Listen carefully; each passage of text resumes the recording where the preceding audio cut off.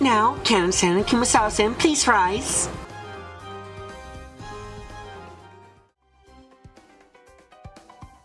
Kan rose expressionlessly, and Kumasawa got to her feet timidly. In the morning, you two went to wake Genji-san because he had something, right? At that time, you noticed that the door was sealed, broke the seal, and opened the door, correct?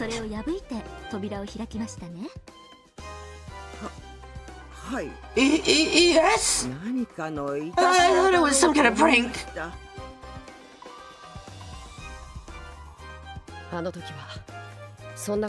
I didn't think deeply about it at the time.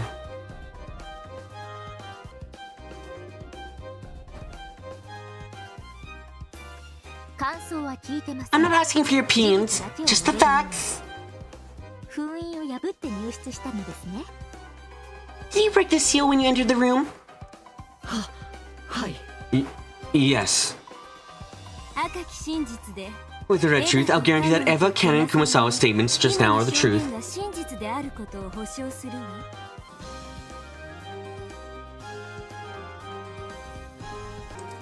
At 1 a.m., Eva sealed Genji's sleeping quarters. That seal was broken by Kanon and Kumasawa in the morning when the crime was discovered.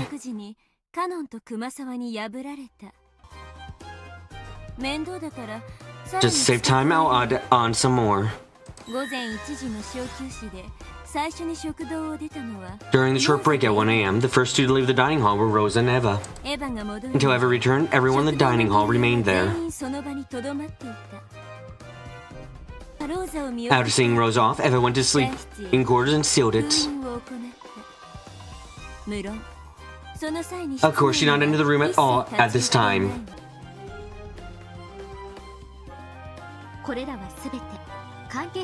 This odd information discovered by gathering from the people involved.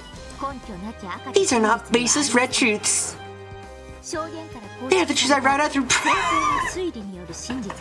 proper reasoning constructed from testimony. And not only testimony, I took fingerprints. And not only testimony,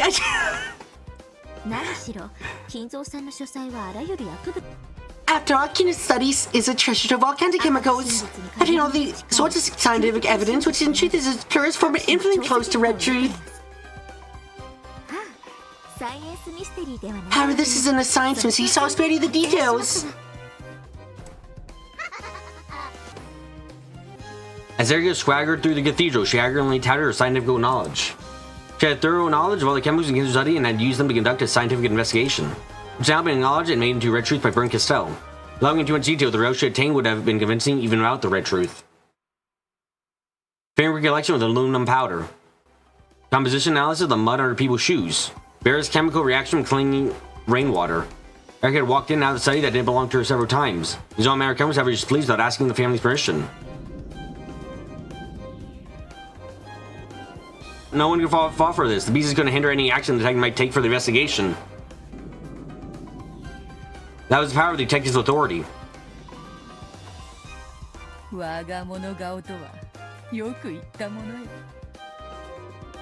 You act like you own the place. From now on, I'll warn everyone I meet never to welcome any guests who call themselves a detective. I believe that would be wise. Getting shouted detectives is the worst omen of misfortune out there.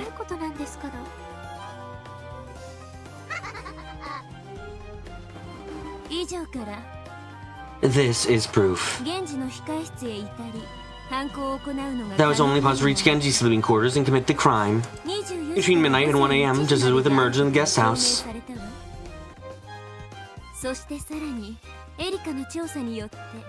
And furthermore, Erika's investigation also proved that it was impossible for Genji to reach the cousin's room.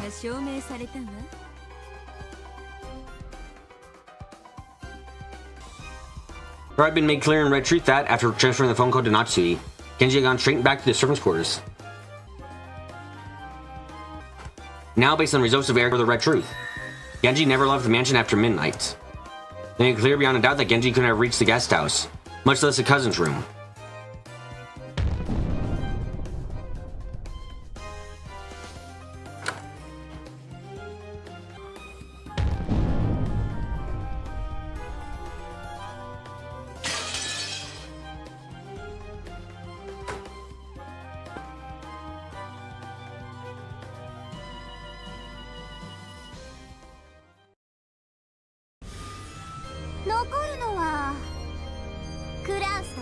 leaves! Only Kraus and Natsuki. Other people have had their alibis proved. Impossible. Natsuki's mouth flapped open and shut like a goldfish starved of oxygen. And that was an accurate analogy. Natsuki's mind was blank and spinning out of control, and she felt as though she really would suffocate. Ushiromiya Natsuki. I'll give you one last chance. Confess that all the crimes were the work of your husband.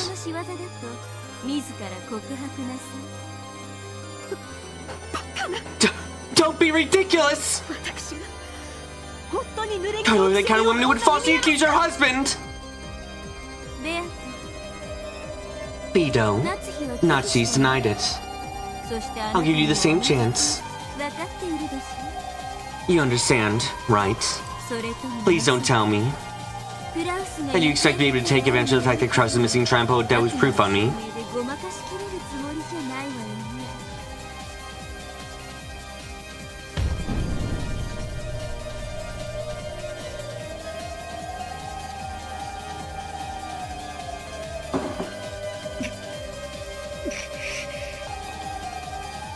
Bido realized they were rapidly approaching the end of this battle. Normally, these alibis or Ericas would still have many places that Bido could argue against using blue truth. However, all those alibis instead by Burn Castell and Lambda Delta as red truth. And Bido no longer had any room to argue.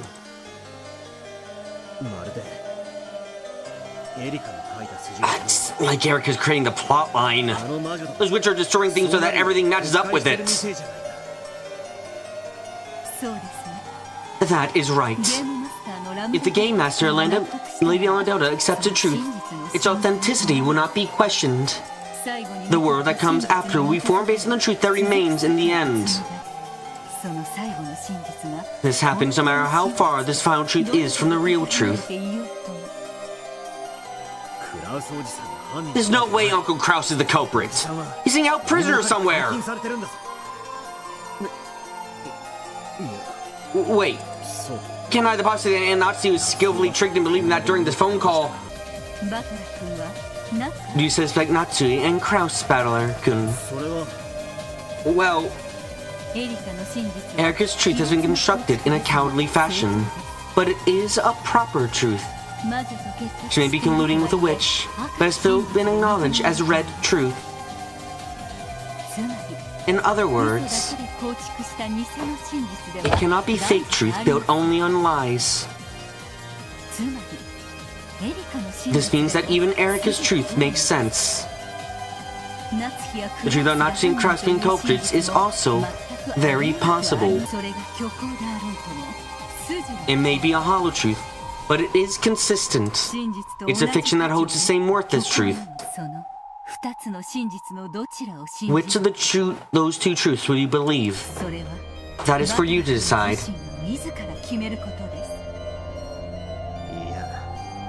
I'll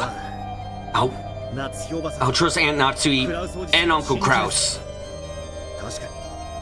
I realize that they're in some money trouble. But even so, I don't want to believe that they're the culprits. No! I can't believe it! How do you intend to get Natsuki out of this position, where she's so cornered by red, which is slowly but surely closing in on her? I don't know. But I seriously don't want to give up. Natsuki's been caught in a cowardly trap, that's all. And Erica's reasoning is all part of it. So whether it's intentional or she's being manipulated, Erica is aiding the true culprit. Even if Erica has accused Natsuki of being the culprit, and even if everyone else here believes that, exactly why I want to be the one person who trusts her.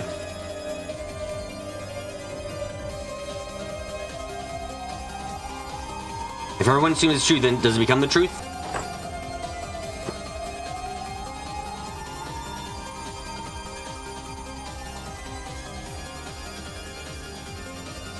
If everyone accepts a lie, does it become the truth? And must the solitary truth teller be dragged to the guillotine of the to the jeers of liars? I don't like it! No one believes on Natsuki, then I will!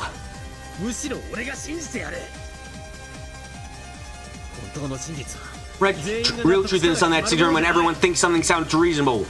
Something you arrive at after a thorough investigation of both possibilities. So this trial is a downright lie. It's a kangaroo court that exists for no reason other than to set Aunt Natsuki up as a culprit. Vito is doing all she can to plead Natsuki's case, you know.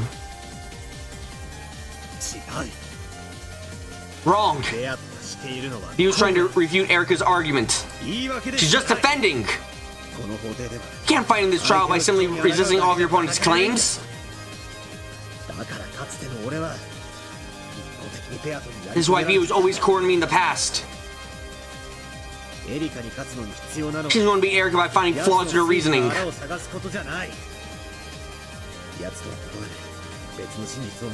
has to find a different truth and show it Lambda Delta, the ruler of this game, that her truth is more correct than Erika's! Without violating any of the truths that Lady Bern-Castell has shown, can you weave together a truth where Natsuki isn't the culprit? I don't know, but as long as I don't believe that Natsuki's the culprit, there's gotta be a different truth.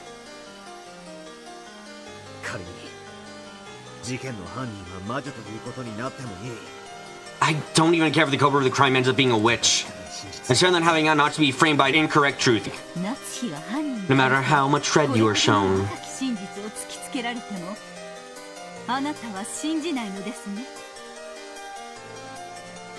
You won't believe that Natsuki's the culprit, correct?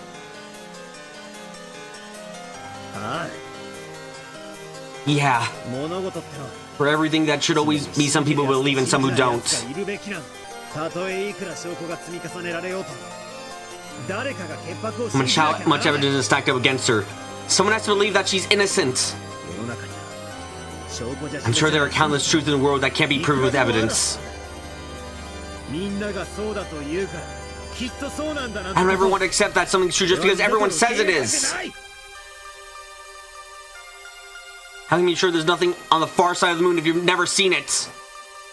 Is there some reason that you have to believe it? Do you see the far side of the moon with your own eyes? You can't draw the possibility that nothing is there. And now they can draw the possibility of the thriving culture of space bunnies.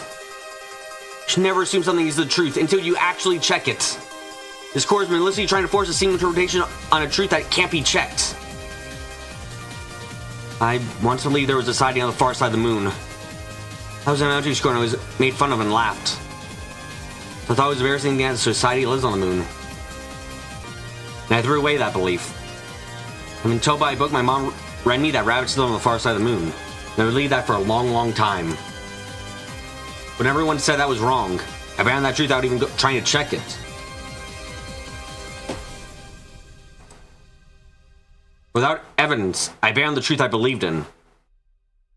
Now everyone's starting to believe that Aunt Natsuki's the culprit.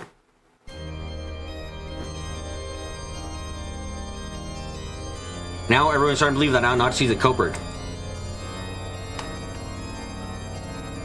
Even though not a single piece of decisive evidence has been shown, there's no proof that Erika's words sound reasonable, so they're probably truth? That's your reason to ban your belief that Aunt Natsuki's innocent? No one else will believe. Then I will! I believe that a real truth only surfaces would look with both eyes. One denying and one affirming. No matter how much they try to make Aunt Natsuki out to be the culprit, I believe that she isn't! And I'll never give that up! I understand. Then allow me to grant you a single red truth. This is a single bit of power I will give you, now that you hold the will to fight in the truest sense. Power?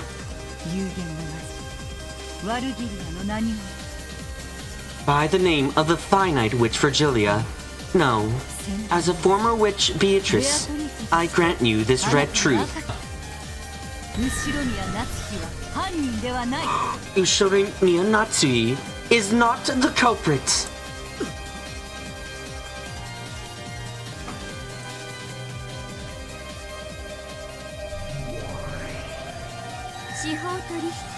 Plea bargain. If you acknowledge that Kraus is the culprit, Erika will cease her pursuit of Natsui. From then on, the investigation will proceed assuming that Kraus, whose location is known, is the culprit.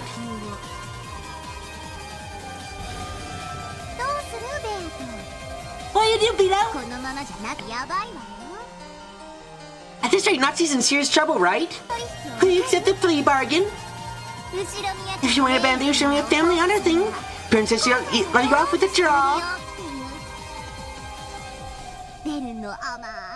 She's being really soft on you, you know. Kraus was currently missing. It was unknown whether he was alive or dead. Like Kenjo, he was no different than a cat in a box that disappeared into the mists of the island. The cat in the box is a creature of infinite variation. No interpretation of it can be denied. It is the root of endless interpretations. The true source of the endless witch's power. In other words, no matter how much Burn Castell were to claim that Kraus was the culprit, she wouldn't be able to make that the sole truth. That is, the Kraus culprit theory and the witch theory could exist in almost perfect balance. Bio could make the game a draw. Burn Castell was tempting her. She was offering her a second chance to abandon the honor of the family she was sworn to protect, and consent to weaving a fragment that would trample over all that honor. There was no room for false confidence. For Vito, to lose was to die. Unless she could see herself having an overwhelming advantage in this game, the right move had to be actively pursuing a draw.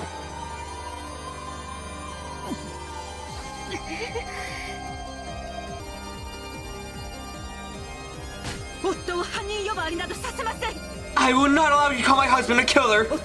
My husband is the next in line to the Ushirimiya family headship! The only person who will inherit the glory of the Ushirimiya family! I will never allow you to brand him as a criminal!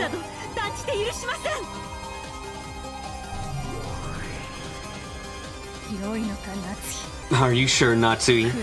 If you refuse to accept Kraus, then you'll be the only one left.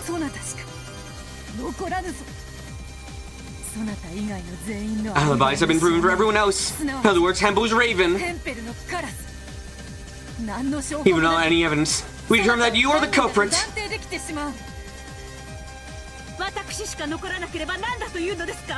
And so what if I'm the only one left? I am Ushirimiya Natsui. I will not run or hide. I am innocent. And I am the representative of the noble head with the one-winged eagle engraved into my heart. If you wish to insult me, go ahead. If you wish to ridicule me, do as you please. But none of you can damage my honor with fiction.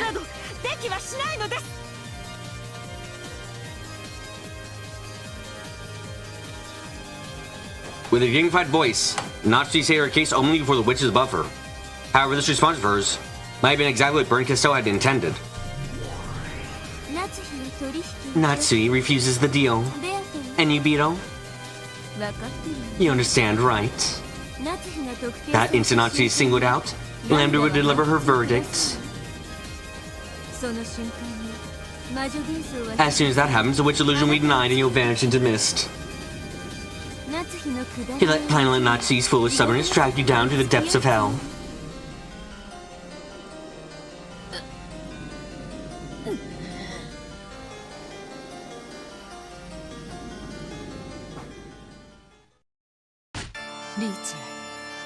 Richie, you fought well. Now is the time to withdraw. When Sanchi didn't try to work out a compromise. Both Lady Lambda Delta and Lady Burn Castell have bored not you as their true enemy. I imagine they would like to play this game over again. If they see that you're willing to make a concession, they will most likely accept it gladly. And move on to the next game. If we move on to the next game, then we'll have to not save this game. Natsuki, this fragment.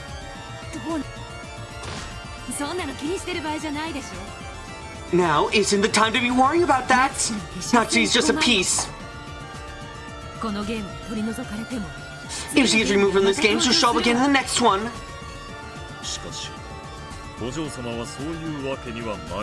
But the same does not hold true for you, my lady. Through this game, I believe you have learned the moves that Lady Brinkistel has up her sleeve. It's more or less go to make use of that and aim for victory in the next game instead.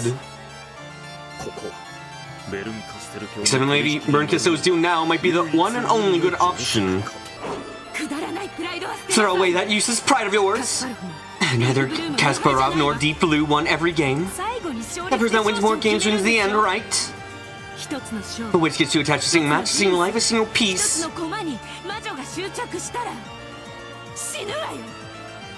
That witch dies.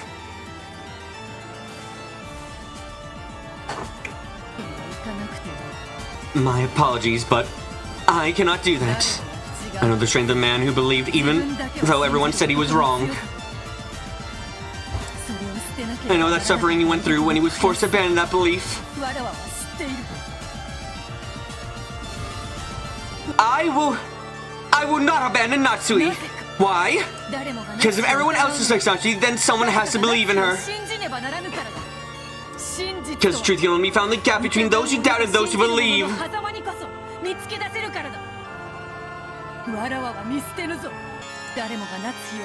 Even if everyone believes that Natsuki's a culprit, I still claim that a witch is responsible. If I can't even make that claim, my existence isn't worth anything. I can't afford to lose. Truth isn't for anyone to deny.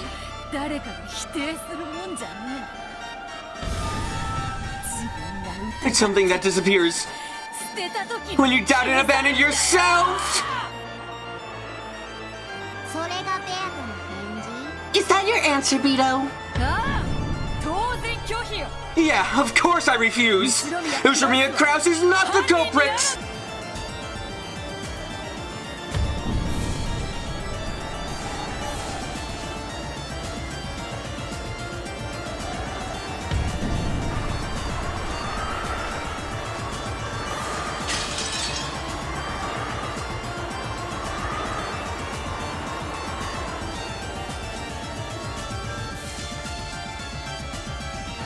No way back now. Only one route remains. Fool. There'll be no coming back from this, you know. Here's what you get for being quick-tempered moron. My name is Brinkistel, Witch of Miracles. I speak with the red truth. Ushimiya Kraus is not the culprit. And he was killed long ago.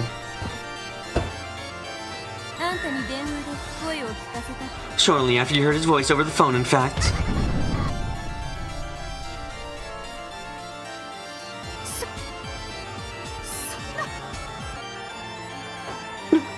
No! No, darling!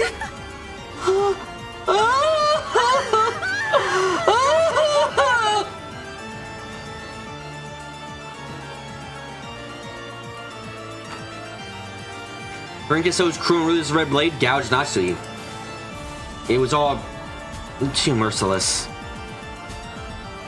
The knowledge of whether Kraus was alive or dead home was crushed Natsuki with anxiety, but she had at least been capable of believing that he was still alive. And now that hope, that expectation, had been crushed without any chance for a miracle. She had thrown herself into this trap out of concern for her husband's safety. With the loss of her daughter and husband, she had now lost everything she had gained since marrying into the Ushimiya family. No, even after all this, one thing still remained. Her husband was lost, and right now she was the last person who could protect the honor of the Ushimiya family. She still couldn't let it end here. Even wrapped up in so much sadness, Natsuki would do all she could to protect that honor. With her last ounce of strength.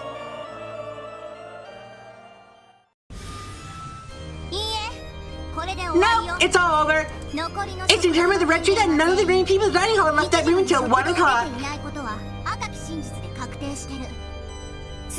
In other words, allies are improved for everyone except Natsuki.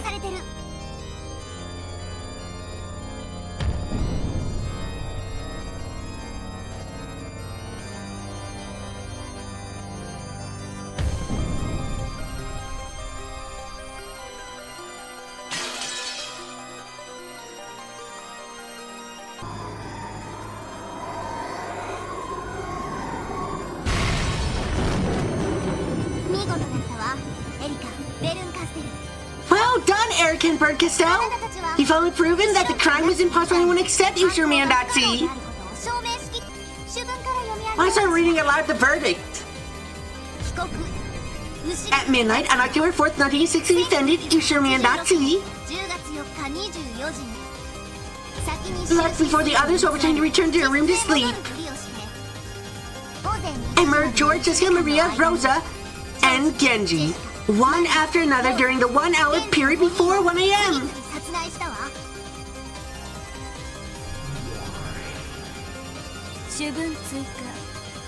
Let me add something on. Due to circumstantial evidence includes the murder of Kraus.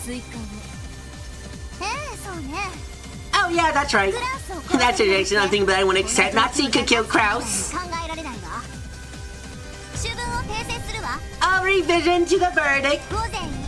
During the hour before 1 a.m., Ushirumi and Natsu killed Kraus, George, Jessica, Maria, Rosa, and Genji, one after another. It's only possible for any of these murders to take place between midnight and 1 o'clock. The only person that alibi during this time was Ushirumi and Natsu.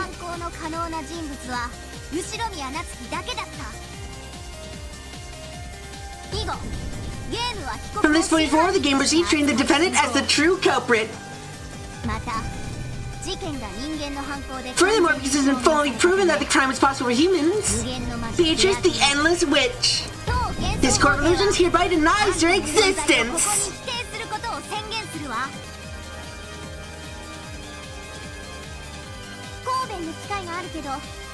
You have a chance to plead your case. Can you prove an alibi for Natsu? Can you show the possibility of someone other than Natsu being responsible? If you can do that, Natsu is still at being one shade short of absolutely guilty. And then your existence will be put on hold for this game. Not just an alibi, Bina would have shown it long ago. In fact, wasn't the whole point of this trap to make her lose her alibi?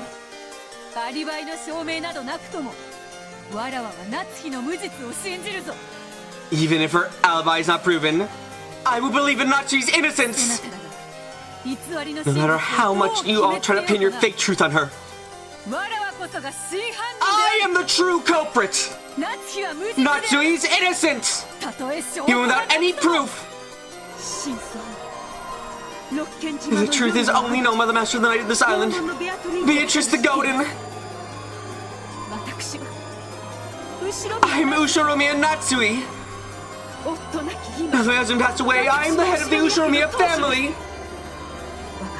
My spirit will not be broken, no matter how you try and humiliate me. Why, you ask? It's because Father gave me birth and engraved the crest of their wandering ego into my heart.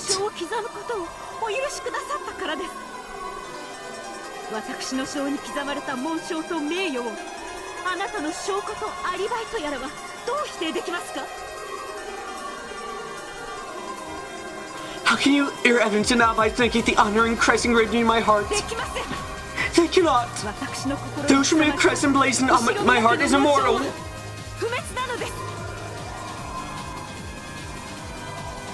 Now that Natsu and Beatrice had probably been placed in the guillotine, they cried out all their strength of their determination. However, that did nothing except bring a cold smile to the game master Lambda Delta's face.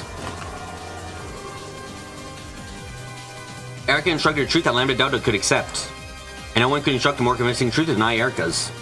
In that case, the most convincing truth would swallow up everything else, and become the one and only truth. Even happened to be different from the real truth. The truth of those in the past is swallowed by the truth of those in the future. Even that truth is fiction. As long as everyone acknowledges it to be true. You're all bark and bluster. I like best when witches solemn beg for their lives when they're about to be burned at the stake.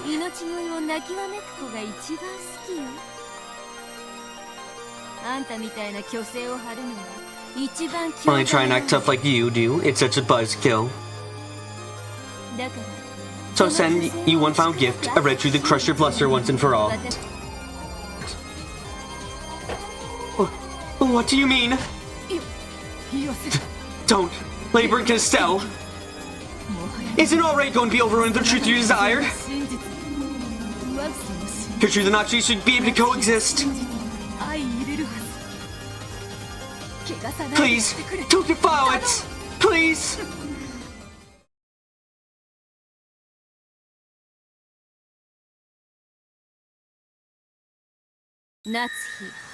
Natsui, when did Kinzo ever say it was okay for you to engrave the one-winged ego into your heart?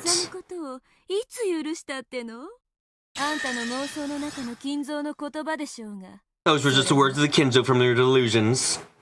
The real Kinzo. Throughout his entire life, not once did he ever trust you from the bottom of his heart. And not once did he ever consider letting you bear the family crest.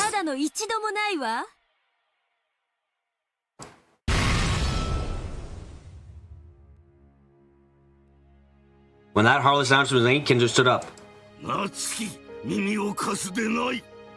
Natsui, you not need to listen to this! No one about the crest engraved in your heart! That is yours alone! Don't ever forget your pride as the final head of the Ushoniya family! Natsui!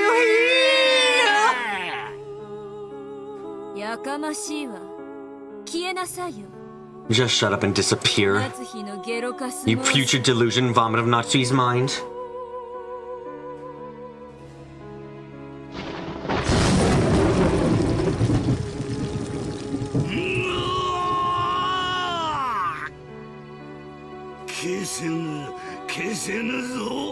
You can't erase me! You can't erase my soul! So as long as Natsuki continues to engrave the heart into her crest into her heart!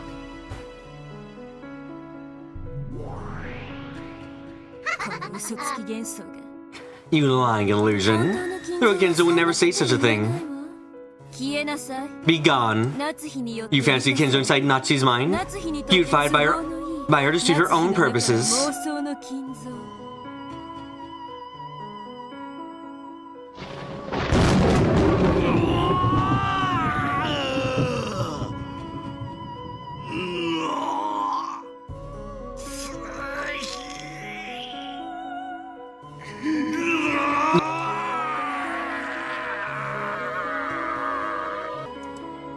Bright red flashes of lightning slashed Kinzo over and over again as he screamed.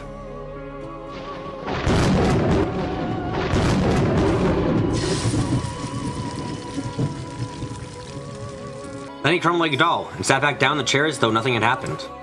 The fierce emotion had left Kinzo's face. He had truly become like a wax model. And so, he would never again share kind words with Natsui. Yes, the true Kinzo never once trusted Natsui during his entire life. The true Kinzo never once thought about allowing Natsui to bear the one-winged eagle.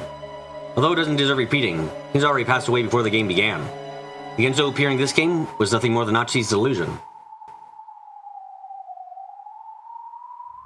And that this Kinzo who believed Natsui and trusted her with protecting the family honor was an illusion created by Natsui. Pitiful woman. Now is the time for you to face the truth that you never gained Ushimiya Kinzo's trust as long as he lived.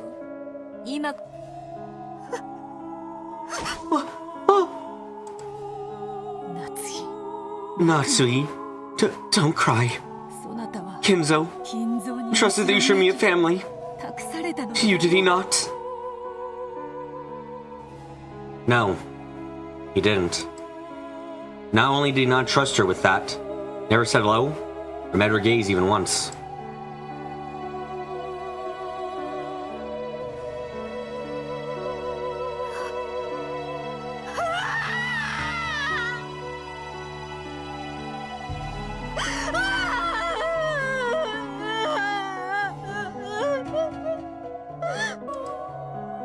Natsui's cry, which her saddest of many other emotions, echoed throughout the cathedral.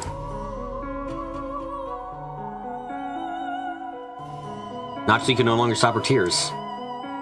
Some last faint element that had cheered her up until today, that allowed her to endure as an Ushimiya as a head to the wife to the head's representative, and as a family head, had been torn to bits. Natsui no longer had anything left. Natsui could no longer allow herself to even call herself an Ushimiya. The difficult days, the painful days. The days where she still gave everything she could for a family she married into despite it all. The rare happy days that existed among them. All of these flitted through her mind one after another. And disappeared. All of those once beautiful memories, now crushed by burnt Castell's red truth. Smashed in tiny shards that scattered everywhere. Buried themselves deep into her hands, and soaked them red with the blood of sorrow. It was the red of sadness and truth.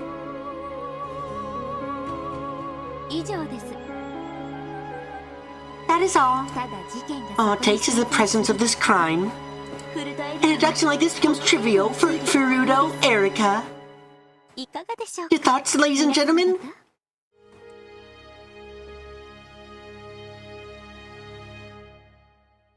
Lambda Delta clapped.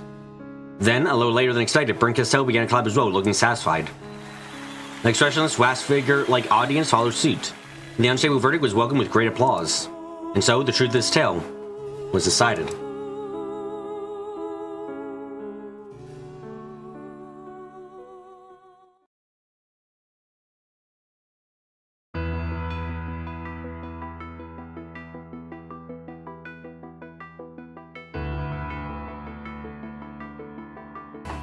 Right now, no humans exist on the island except for those in the parlor.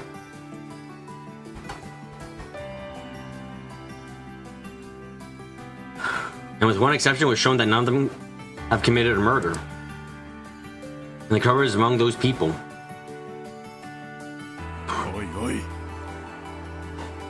Whoa, whoa. In that case, it's conclusive, isn't it?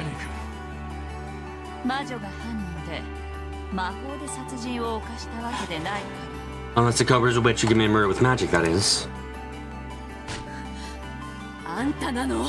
It was you! You killed George! Kill my husband!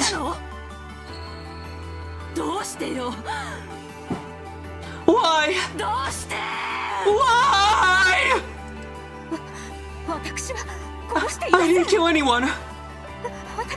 I didn't do it!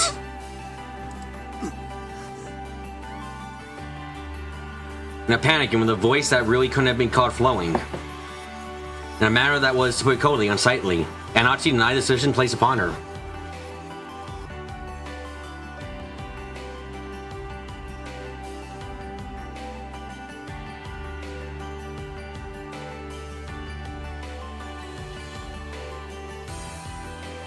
However, there was no longer any way around it.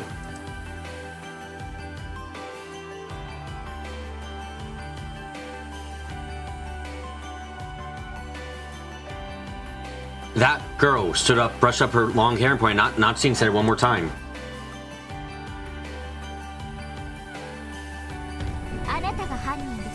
You are the culprit. You're showing me a Natsuki-san.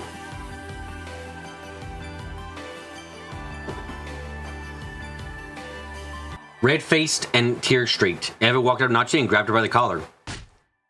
Then, worse, she slapped Natsuki's cheek. Natsuki had never been slapped in her life. Was shocked by her first ever taste of iron. It turned to a scuffle between Eva and Natsuki. But Balor immediately tried to stop them. Eva planted a sharp knee into Balor's gut and he doubled over. Give them back! Give my George to my husband! Why did you kill them? You murderer! Murderer!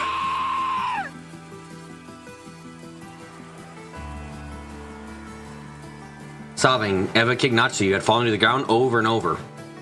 Violet tried once more to cut in and stop them, but he was brushed aside. After that, no one tried to stop them. Repeating her son and husband's name over and over, Eva kicked Natsuki.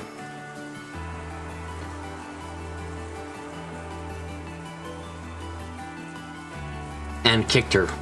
Then started grabbing whatever her eyes fell upon and throwing it. Natsuki was hit with a steaming teacup. Then a can of black tea whose tea leaves fell out all over her. She was kicked, her hair pulled and dragged up. Her cheek slapped so many times that it started to swell.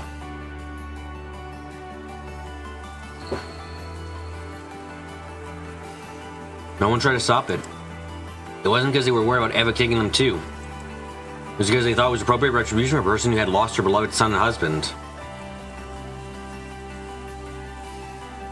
A proper retribution. A proper truth. Everyone in the parlor accepted Natsu was a culprit. They accepted the truth that Eric claimed. So it became a proper truth that Natsu was designated as the proper culprit. She already lost a husband and daughter who would have protected her. Even Kenzo, who would have given her a bit of childhood strength, had already vanished like a bubble in the ocean of illusions. No longer would anyone protect her.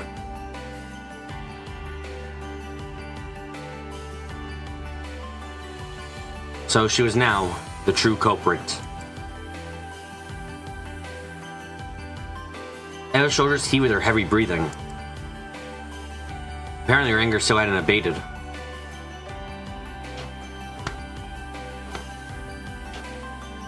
Erica patted Eva's shoulder and made her take a step back. Of course, it wasn't protecting Natsu from violence. It was further humiliated her, now that she had branded as a culprit. Natsu-san, I saw 2 of the 3 riddles.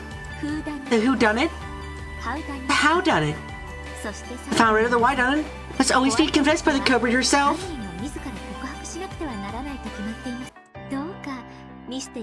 Please follow the rules of the mystery genre and confess.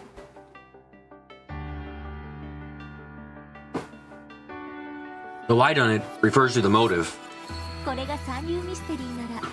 If this was a third-rate mystery, without a high-pitched laugh about it now and confess to the crime. So telling the story of your sad past.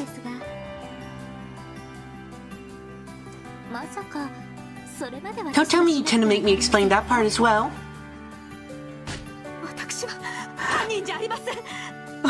I'm not the culprit. Someone believe me. I had my husband taken hostage. I was blackmailed. I was framed.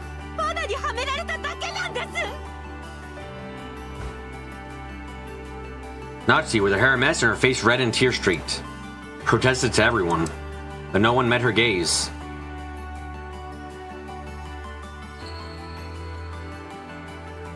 It had already been resolved that Natsu was a culprit. His lambda daughter had acknowledged that the culprit of the tale was Natsu and woven in that way. None of the pieces would pay any heed to Natsu, to the culprit's words. Natsui isn't the culprit! I am the daughter with Beatrice! I am the one who commanded Rokujima at night! His reigns is long before the time you were all so scared of the dark!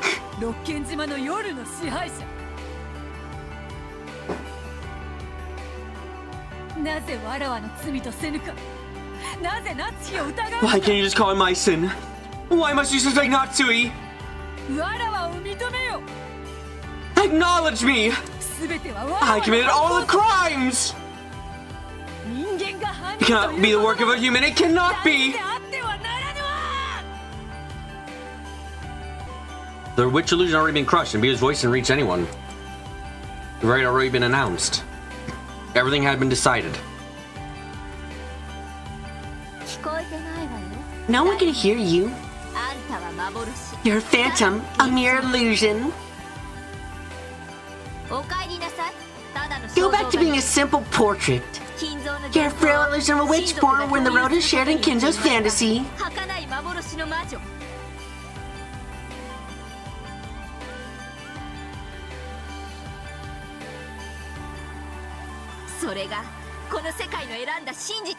This is the truth chosen by this world. So, great Lady Lambda Delta! Now it's time to rebury those presumptions and foolish illusions that cause itself a witch!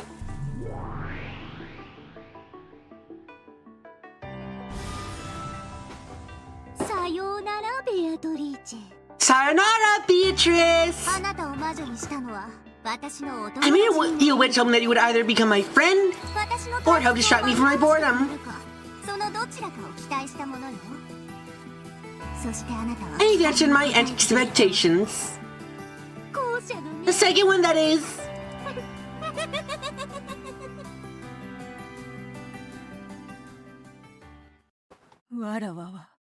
I am a witch. Even you don't acknowledge it, Lady Lambda Delta. I am a witch. You wouldn't even be admin capable of believing that if I hadn't become your guardian in the first place! Okay, it's game over for you now!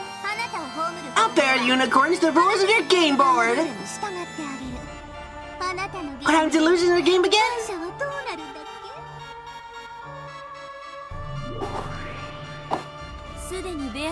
Beato has already shown that clearly in the previous game. You get tossed into goat's dinner parties, a lump of living flesh are chewed to bits.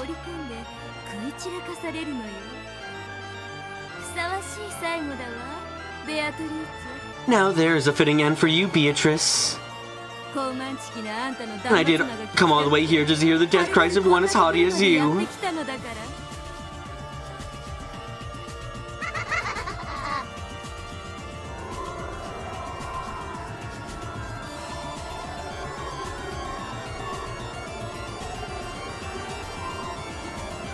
One by one, a massive number of unspeaking goat attendants slipped out from behind pillars and began to fill in the cathedral.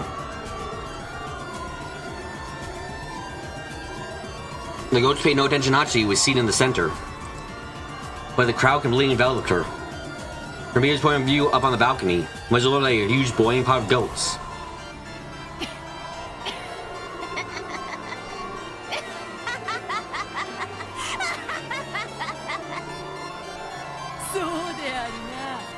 That's right. This was our contract from the beginning. Yep. Our contract said that whenever you stop entertaining me, you would ever leave me in my boredom with your life. Come! Should they a witch for this one and throw her in the pot of goats? Suddenly, there were goats standing right behind Beato. They lifted her up roughly. Let me hear some nice screams.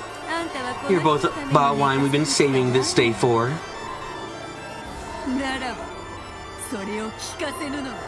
Then remaining silent will be my final strike back at you. Yes, I made her say it.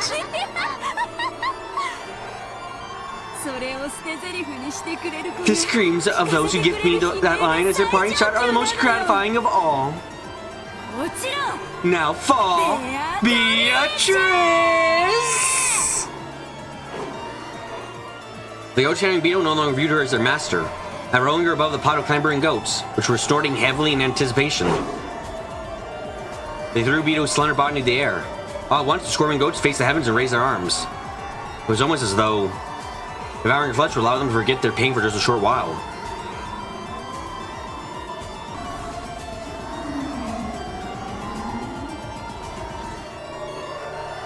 As she flew through the air, Beato tried to smile boldly, but was so forced that it seemed almost more pathetic. Greatly pleasing Castell.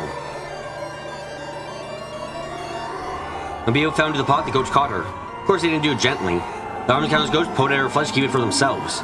They tried to tear her to bits. It didn't have to be flesh. Her hair, fingernails, shoes, even bits of her dress worked just fine.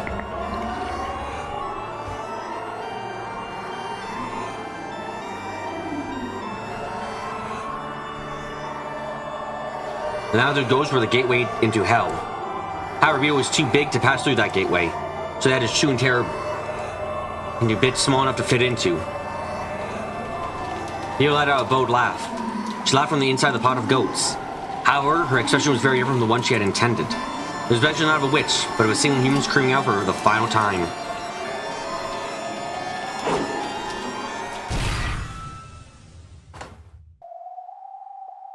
Then the sea of goats parted.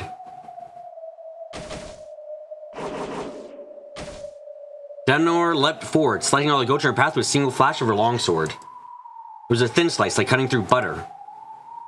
The goats were surprised by Delnor's sudden appearance and stepped back. In the center, Beatrice covered in tatters, sobbing. What's the meaning of this? Inquisitor Delnor! My apologies, but I have something to say. There's someone who has an objection to this verdict. His name is Ushiromiya Battler.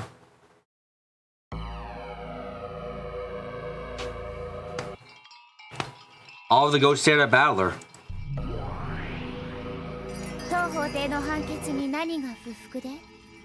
What do you find unsatisfactory about the court's decision? I assume you possess new evidence or truth sufficient to request a retrial.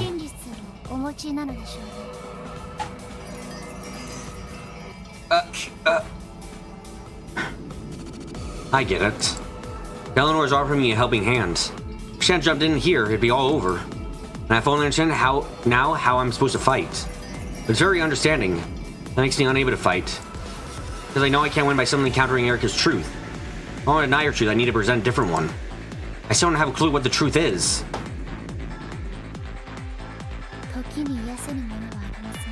There is nothing that time cannot heal.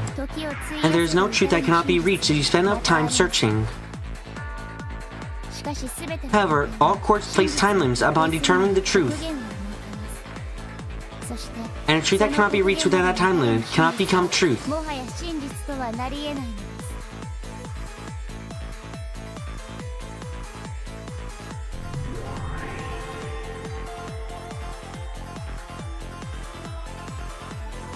Yeah, I know that.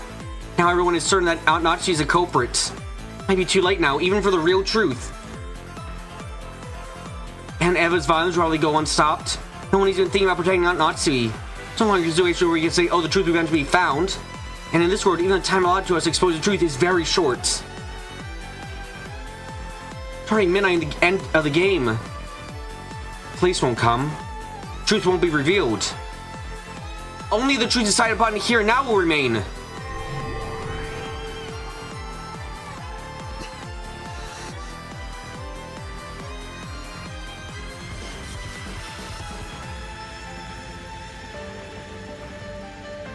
I slowly stood up, walked in front of Beto and faced Eleanor. I have no plan. I don't know what the truth.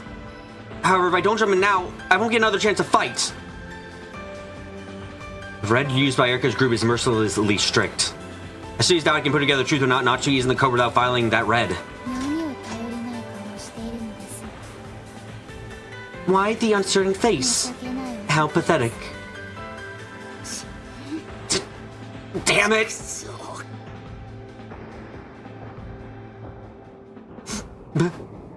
Battler?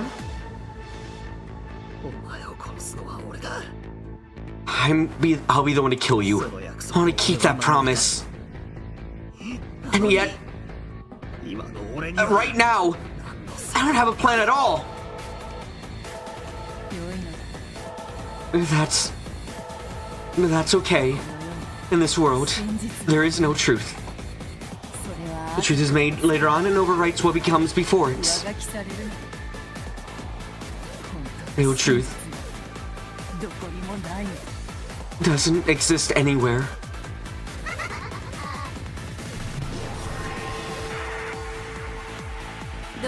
Now this is a wonderful turn of events, Eleanor.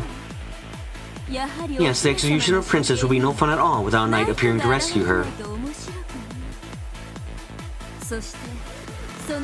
And could be nothing better than having him beheaded before her very eyes.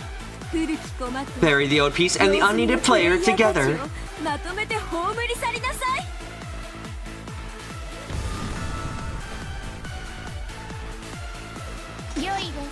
As you wish. Glory be to the great Lady Burnt Castell. I am the Chief Inquisitor, Eleanor A. Knox. Step forward, Usharin Mia, Battler. Damn it. I've got nothing more to lose. You want to see me struggle? Here you go!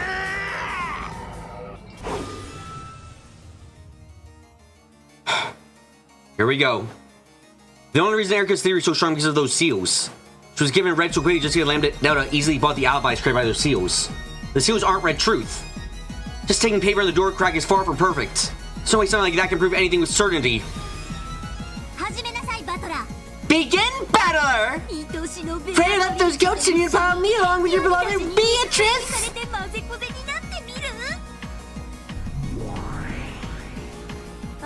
Oh, and I'll mix leftovers from Liz's sister into that pile.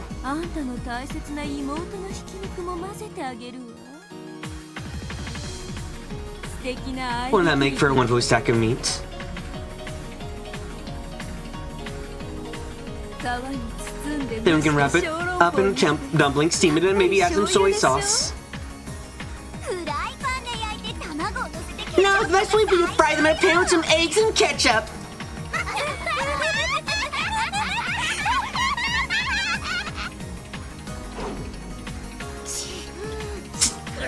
Damn it!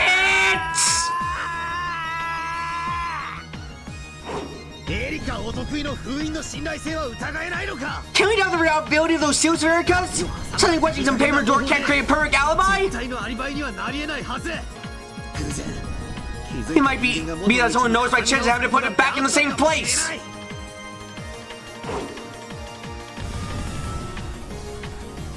Later might be Luchu sure slashed diagonally through Delnor's chest.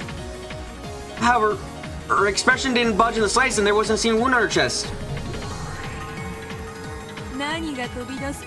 I was wondering when you throw that out there, but it's ridiculous. Allow me to explain. This is what I sealed the doors with. Do you think this was paper, Bala-san? Erika once again held up the thing that looked like brown paper. This is duct tape. Its adhesive power is extremely strong. I scored it with scissors to make sure it tore easily.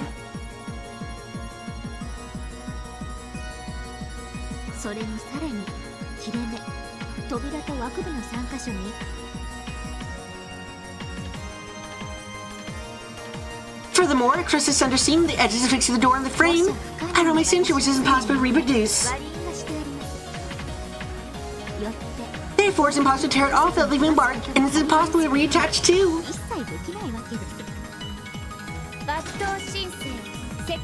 Applying to unsheath the red truth. Granted.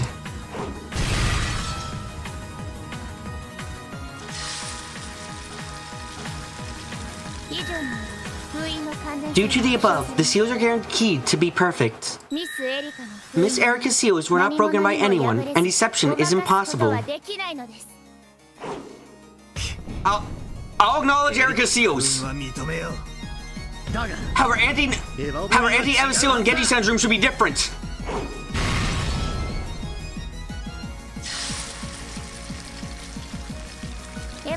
Eva's seal was of the same type as Miss Erika's. That is because the method of sealing was one that Miss Erika and Eva conceived of together after dinner.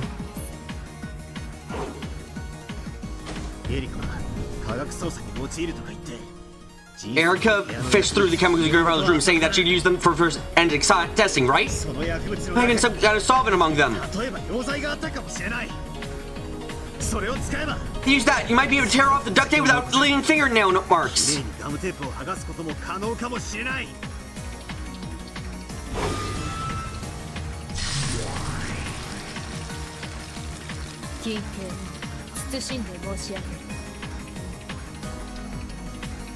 For your attention, I beg to inform you of the following. It is impossible to tear off any of the seals by any method without leaving marks.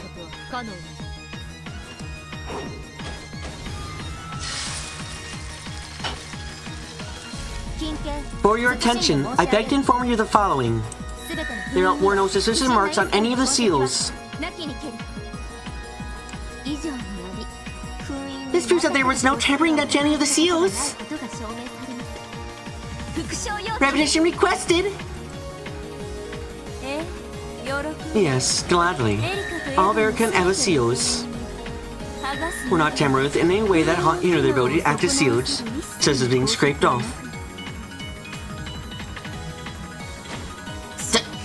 Damn it!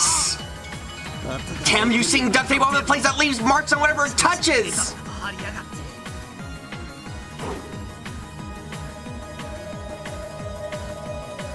Eleanor is my only enemy. It's also her subordinates, Gertrude and Cornelia. Also Erika and her master, Brent Castell. Even Lambda Delta, the one who hijacked Bio's game. And one of the cathedrals is an enemy!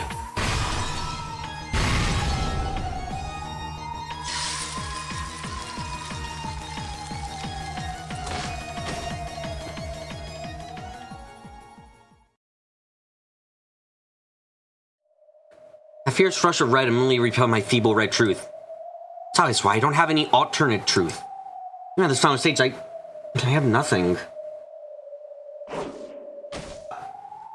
Where the seal was all you had to discuss. You promised to give me everything you have.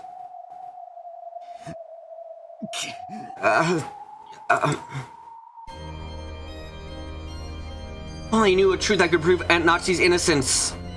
Only I could make a theory that weaves it through Erika's red. Damn it, I don't know anything!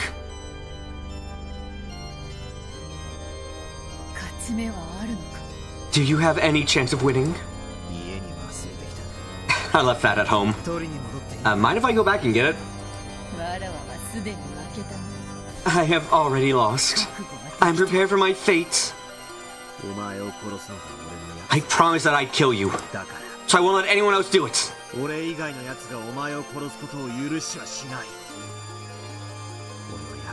I never break a promise.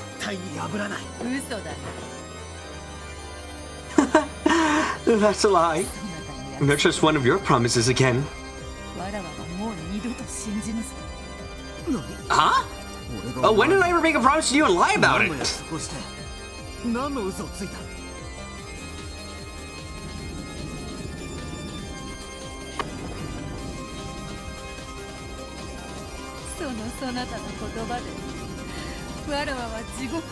After hearing you say that, hell might not be so bad.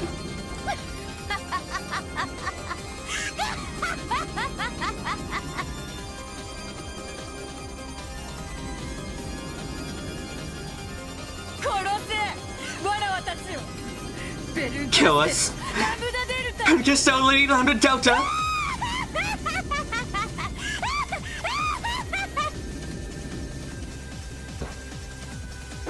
Vito let a shrill cry overcome with laughter. It was a broken laugh, and tears streamed down her cheeks. Those words would no longer reach her ears. She kept laughing and saying like a broken record. Is it over? Pitiful. I am truly disappointed.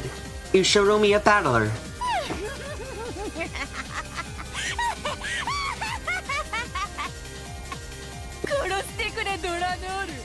Kill me, Delanor! Slice me in half with her red longsword!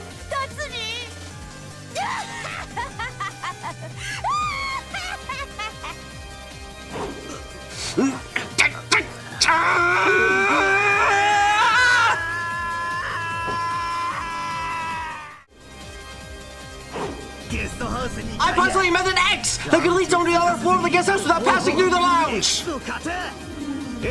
Erika claims that the windows and such were sealed, but she can't prove that she sealed all possible means of entry! It's possible that Erika was unable to seal entrance X because she couldn't find it!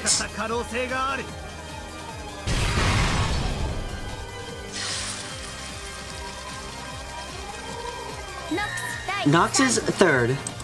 It is forbidden for hidden passages to exist.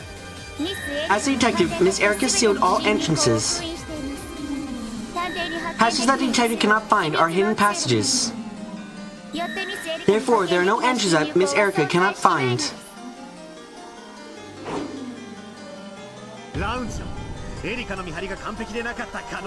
I said it's possible that Erika's lookout in the lounge wasn't perfect. During 3 hours Erika spent there, did she really observe everything while looking away for a second? It might have been possible for someone to pass through the lounge dining lounge during a small window of opportunity when Erika at least wouldn't have seen them.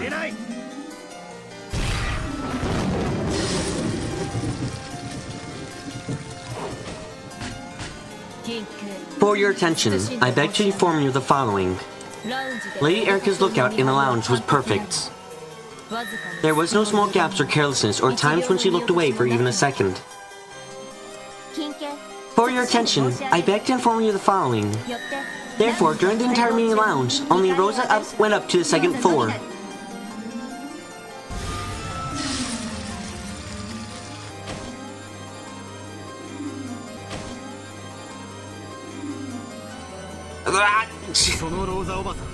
But was that really Auntie Rosa herself? It's possible that someone disguised themselves as Auntie Rosa. Or maybe she was actually holding the large suitcase with someone hiding inside it.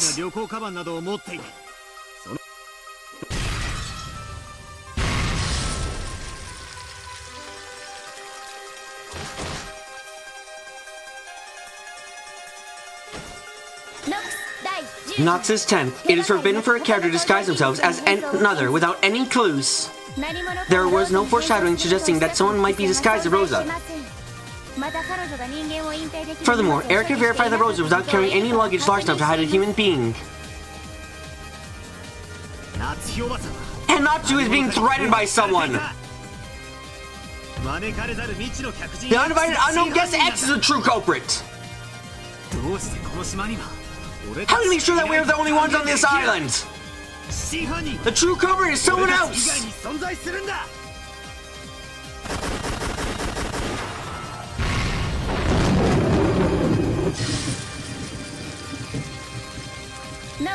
Nox is first.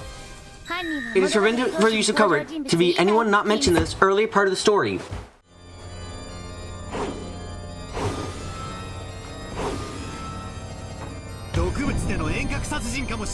Maybe they were killed with poison and remote murder! With the strange I can make it cut appear on the victim's set when they die! All you use as a light effect, so even with an alibi!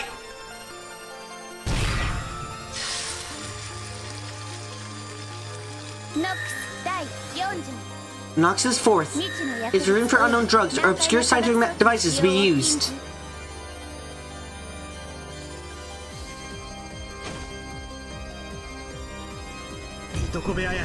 There's a chance that there exists a murder device X in the country room, and Genji's hand score that made a remote murder possible. You secret X on that still hasn't been discovered too.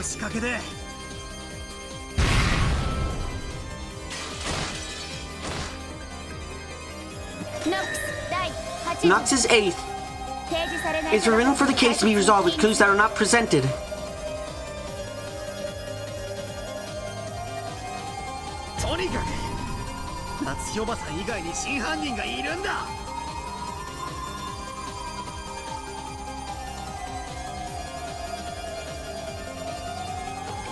I just know there exists a true culprit other than Natsu. Not that, then for each character, repeat whether they aren't the culprits.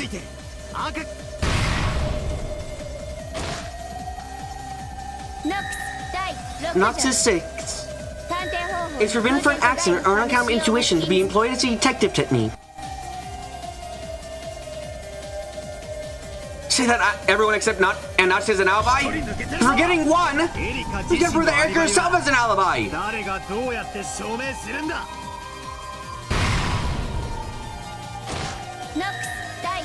Nox's 7th it is forbidden for the detective to be the culprit.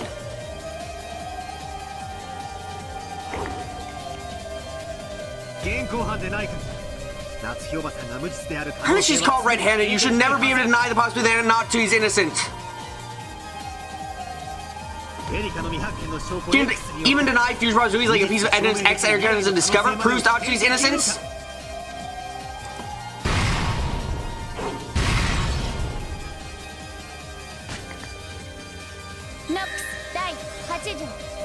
Nox's 8th.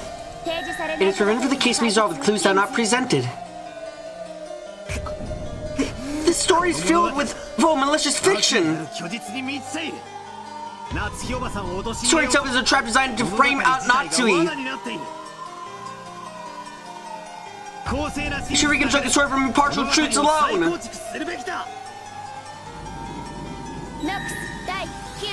Nox's 9th. Observers are permitted to put forward their own conclusions and interpretations.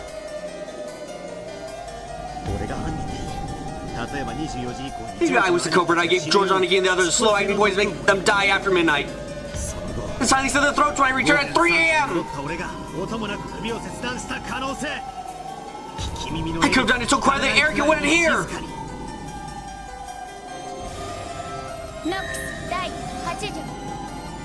Nox's 8th. It's forbidden for the case to be resolved with clues that are not presented. Everyone committed suicide! So there is no culprit!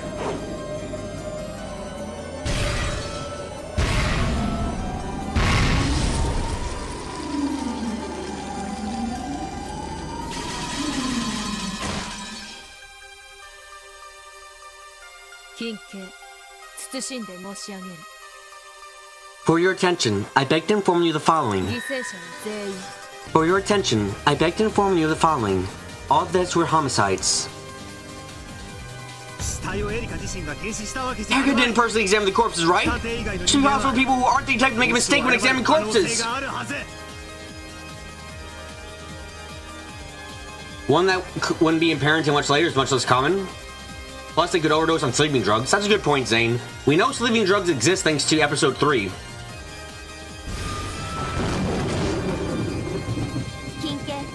For your attention, I beg to inform you of the following. Be advised that no examination of any corpse is ever mistaken.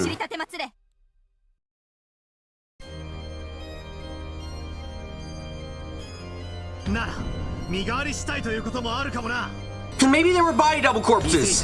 If you heard corpses before, that closely resemble the victims.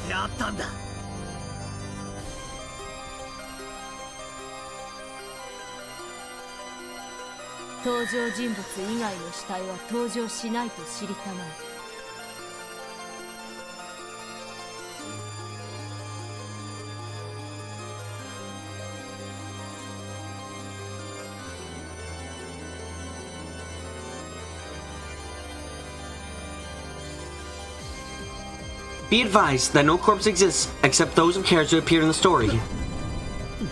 Then how can you claim Uncle Kraus is dead without his corpse? Does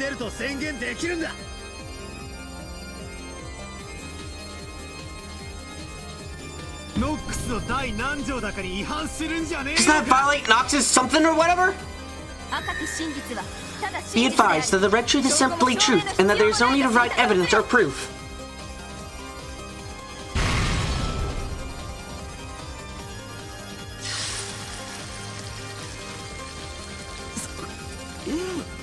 What the?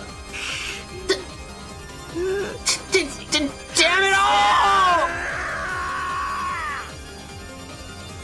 In the face of these insane arguments, all my efforts to overturn the truth that treating Nachi as a cobra is completely meaningless.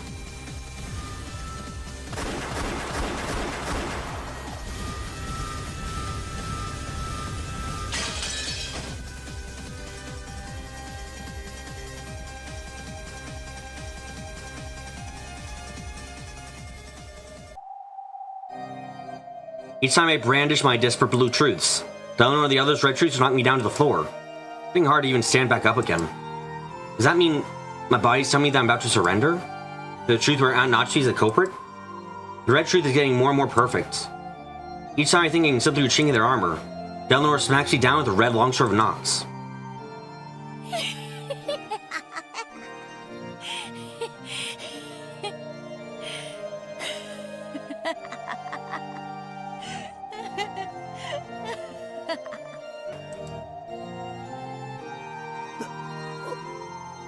Beto. That's enough, Adler. This will be at last. The end of the eternal torture that torments me. No. Us.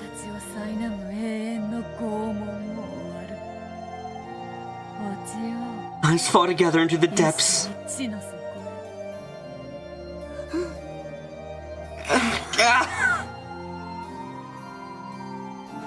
I don't want to see Beto like this. Nachi is the ruler of the Golden Land, and her enthusiasm my adversaries are completely gone.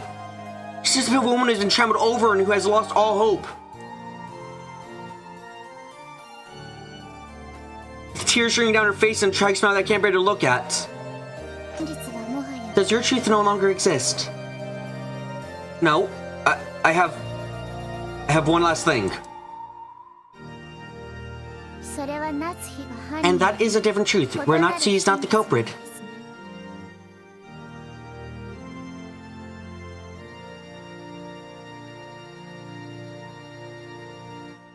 No. All I can do is prove that Aunt Nachi isn't the culprit. I can't show the real truth beyond that. Is that all? But even so, maybe at least you'll be saved. Why? I can show without a doubt that Aunt Nachi isn't the culprit. I cannot present a different truth. If Erica's truth is dispersed, then The crime will return darkness, and there might still be room for you to exist.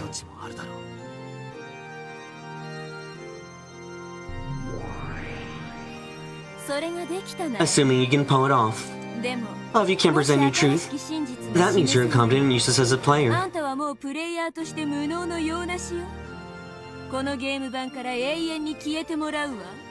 Have you vanished from this game board for all of eternity? At this point, the Game Master Lambda Delta, and she's there too. This probably doesn't mean defeat in a single game, but being banished from this game for all of eternity as the loser. From what the witches have said in the past, I couldn't imagine the place pieces are sent to when they're banished. It's known as the depths of oblivion. An eternal darkness that lies on the far side of eternal oblivion, where there's no concept of life or death. I'm going to disappear. Still, Beetle will remain. As long as Beetle remains, no matter how suspicious Anatsu is, there will always remain space for the witch to be the culprit. In other words, room for Anatsu to not be the culprit. As long as that wiggle room is there, someone will eventually expose the truth. It doesn't have to be me. Eventually, someone at least will smash this fake truth to pieces. And once again, we have lines here which feel very... Sometimes we get these portions where it feels like we're not talking about the current situation, and it's talking about something else. I understood this. The time I ban myself for the sake of this other person will eventually appear, for the sake of the real truth.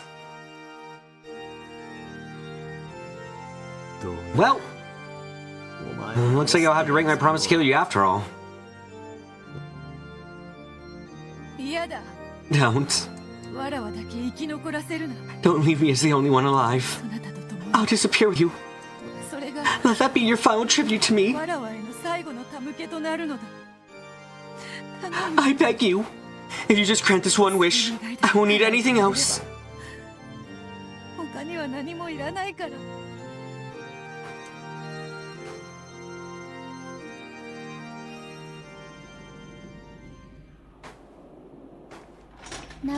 Have you said your last goodbyes?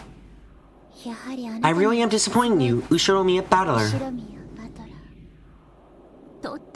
Hurry up and put him out of his misery. You said that to get my monologue exposing Natsuki-san's crimes.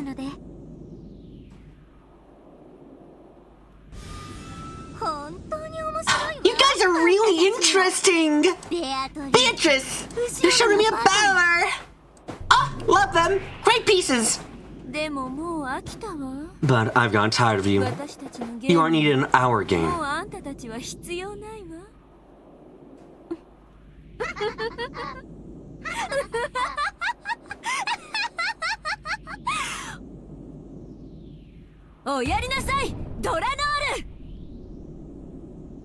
Do it, Delanor.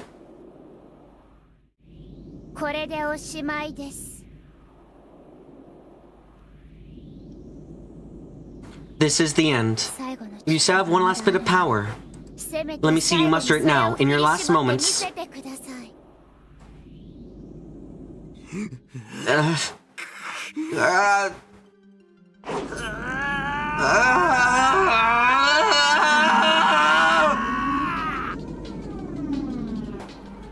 It's a small but brilliant red truth. My last trump card, courtesy of Virgilia.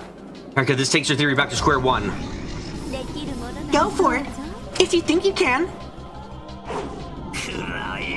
Take this! Ushiro Natsui is not the culprit! The red truth is simply truth, with no evidence or proof required. This will make Delanor stagger. Even if that's all it does. It's the first and last strike you can make.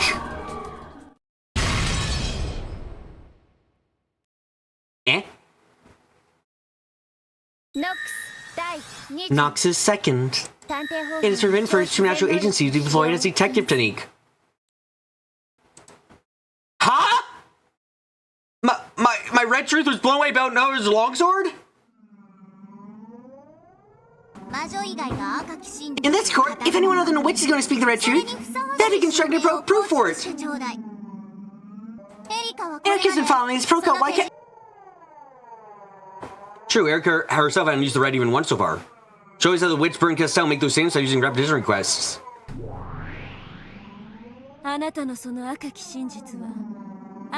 Your red truth isn't something you tame yourself. It's a supernatural truth gifted you by a paranormal entity. In other words, it isn't reasoning.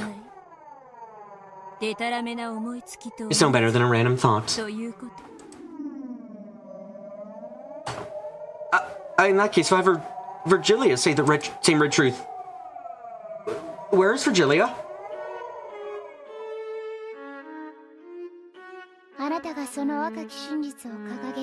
If you are to present the red truth, you must construct an appropriate argument. Can you do that?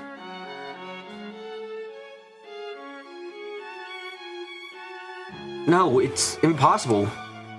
I just have the truth and not see the culprit without any basis or evidence. See, real truth is a very fragile thing. Does real truth exist?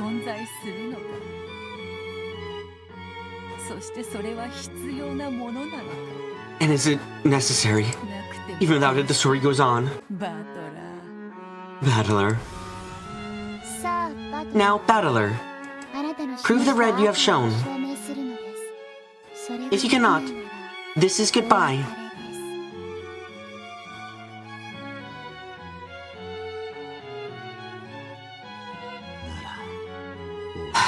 Then, this is goodbye.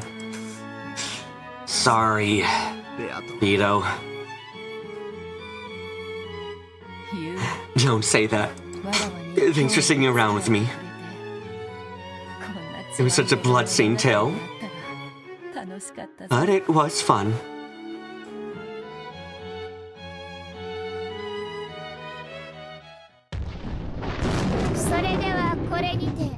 This court is now disbanded.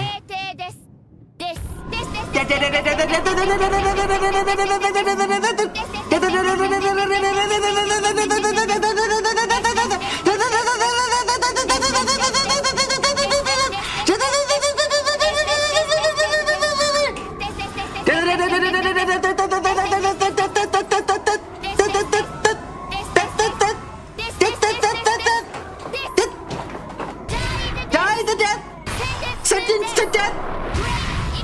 Great Equalizer is the death!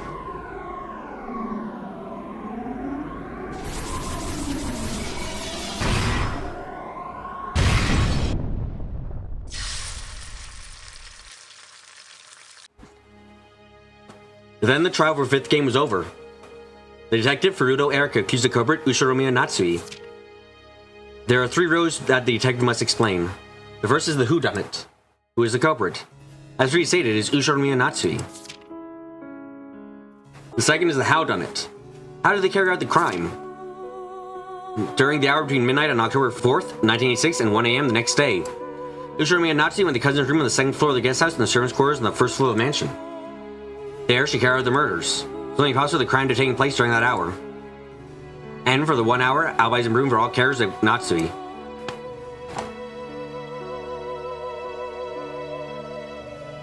In the sky, a massive red longsword, even greater in size the one Delaware held, came crashing down like a thunderbolt, and pierced through Balor's heart, pinning him down where he stood. In that instant, Beatrice vanished in a spray of gold, and her former minions disappeared as well.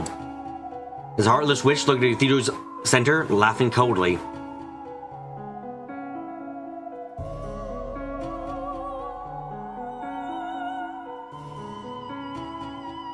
All that remains is Balor, with a red longsword sticking through him and Delano.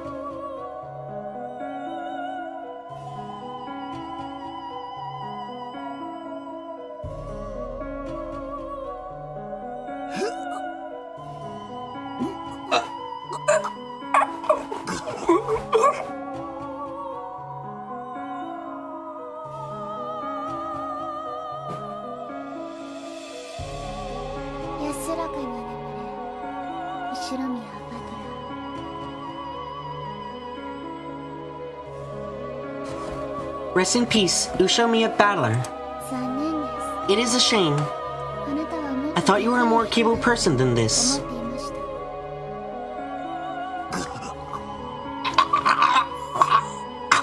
Oh my god! Why did it hit my bones too? Balor blew bubbles of blood, closed his eyes slowly, and expired. Eleanor stared on in silence, then turned on heels when he saw when she saw his life leave him.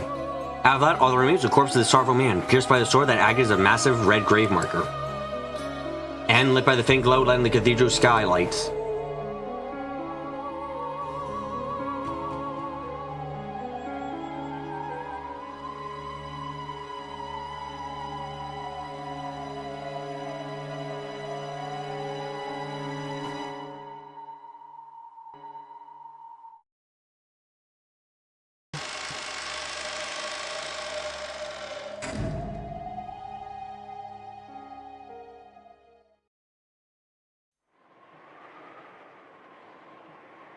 And then there's a third riddle that the detective must uncover. The final riddle, the why done it. Why did they commit the crime? The motive. If there are 8 mysteries, there's no need to uncover this. After all, even if you don't expose motive, the culprit will just confess it when all is said and done.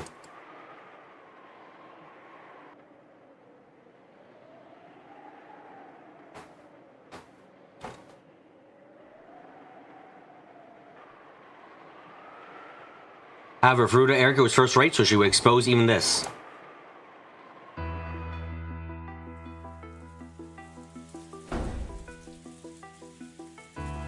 Nachi was confined in the parlor under everyone's watchful gaze.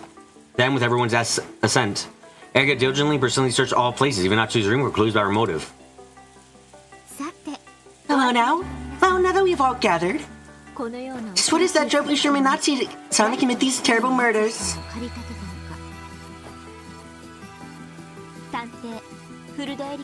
Through my investigation, I, the detective Furuta Erika, discovered the general outline that explains this. I would like to make an announcement. Everyone remained silent, urging her to continue. Erika tossed some of Nachi's possessions that had been confiscated under the table.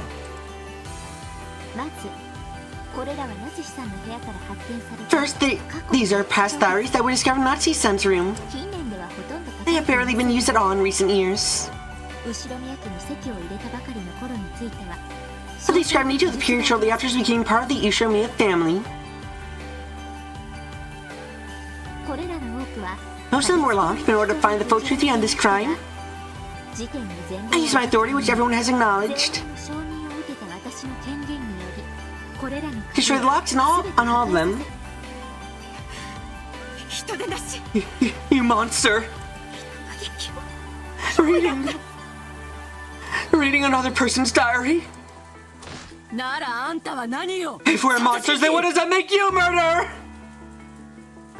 A criminal like you has no right to privacy!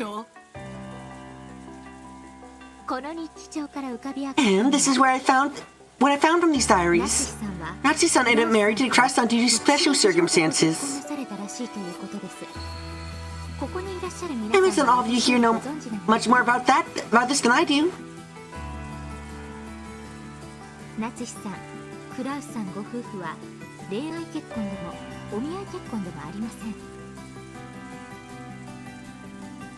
Natsu-san and Cross-san were not married because of love or as a normal arranged marriage. If anything, it was more like taking a hostage. That is not the truth. This is written on the 24th page of this red diary. I am a hostage being imprisoned by the Ushirome family under the guise of marriage. However, if everything can be resolved this way... Natsu-san, right here you already admit that you were a hostage.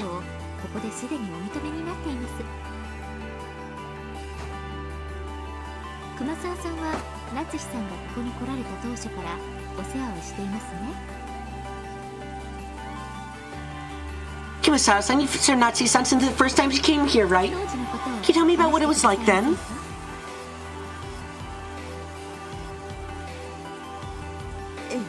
Yes, that's correct.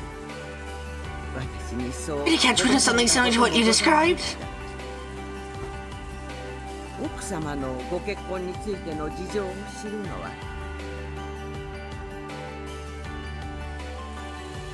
I think that by now the only ones you should know the details of Madame's marriage. I heard Dr. Nanjo myself.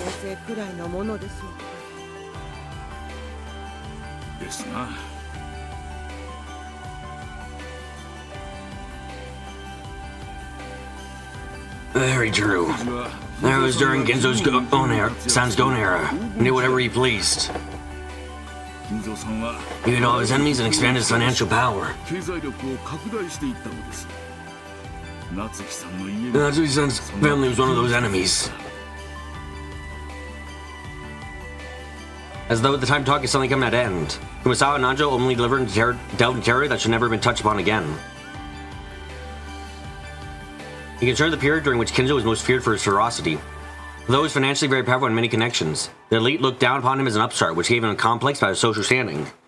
Now, that is, Kinzo wanted to cross his wife to be from a noble family, and used this to raise the Ushimonomiya family status. He waged a financial war against Natsuki's family, beat them down, then proposed that marriage be formed as a method of reconciliation. And the person he picked was Natsuki. She was a veritable princess, raised good and true by a family of Shinto priests.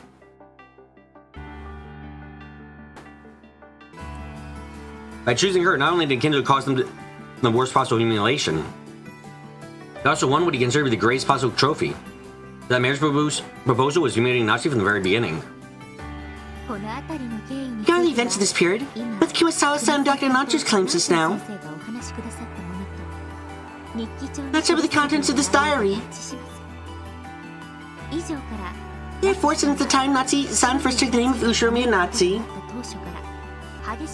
she had a strong animosity towards the Ushinomiya family. What do you have to say to that, Natsuki-san?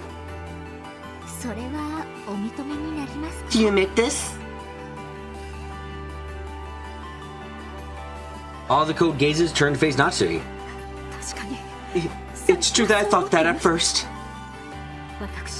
I thought I was being forced into marriage without love, a hostage under a guise of being a bride. However, my husband never viewed me as a mere hostage.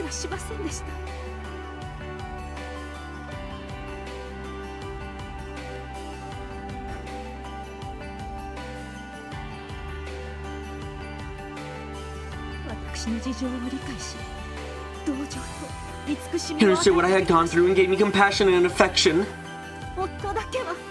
My husband was the only person who could understand me.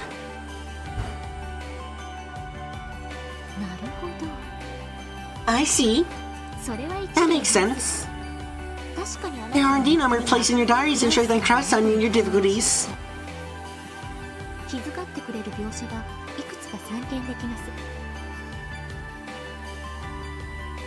And so concerned for you. However, on page 47 of this diary, you describe these moments as being unpleasant, correct? Let me read it out loud. Contrast tries to show consideration, makes me feel more wretched. Sometimes I think you might even try to humiliate me further. From this we can tell Natsuki-san was repulsed by her husband, the concern he showed.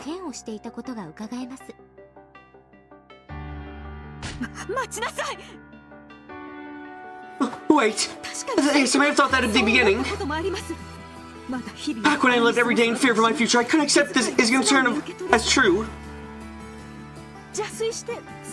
And yes, I may have written of my distrust from him time to time. But I realized that he was sincere and grew to accept his feelings. Well, nothing like that appears in any of these diaries.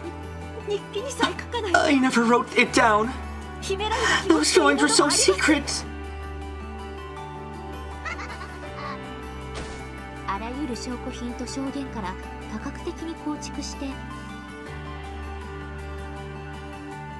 Multiple diverse pieces of evidence and testimony make clear that you had an intense hatred for your husband.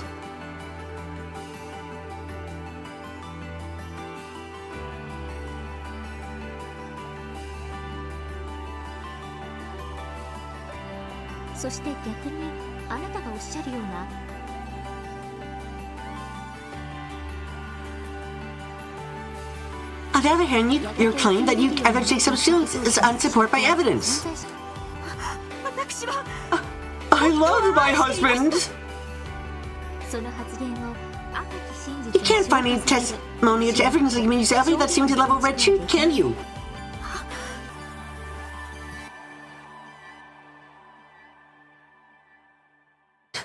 Does a person need evidence to say they're in love? Nothing can be trusted except for red truth.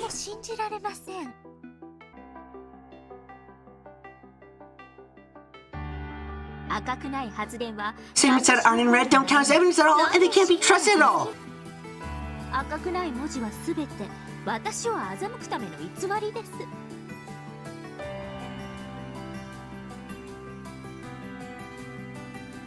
Outtakes that are not red is a false that exists to deceive me. I love him. Who would ever believe a professional love in white text?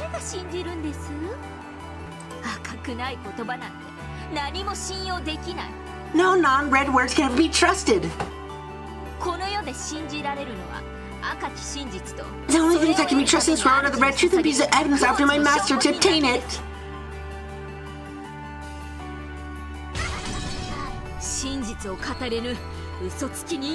You lying humans can't speak the truth.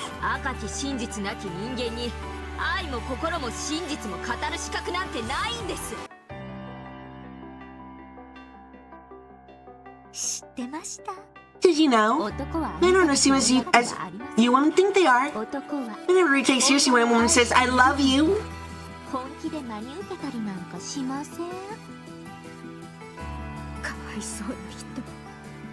What a pitiful person. I see you never truly love someone.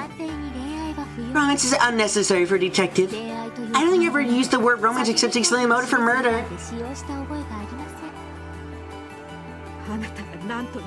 No matter what you say, we loved each other. And my husband apologized for always raining down my complaints and nothing else.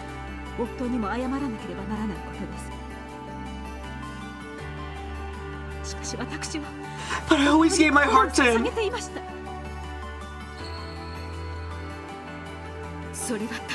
If I can't prove it with evidence, that is the truth.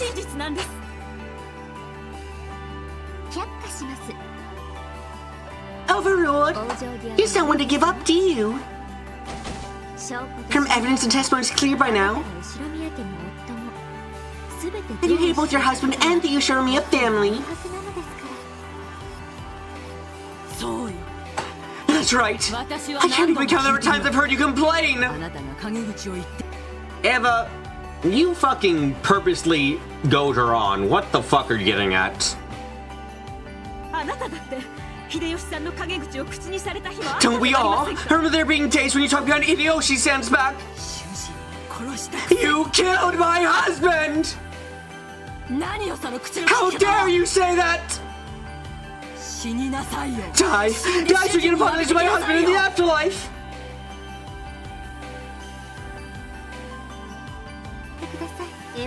Please cease your violence, Eva-san.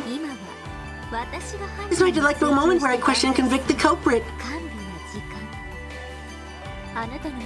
It's not yours, okay? Now then, over the next several years, you appear to have gotten used to your new way of life. But in actuality, intense hatred still lurked in her heart.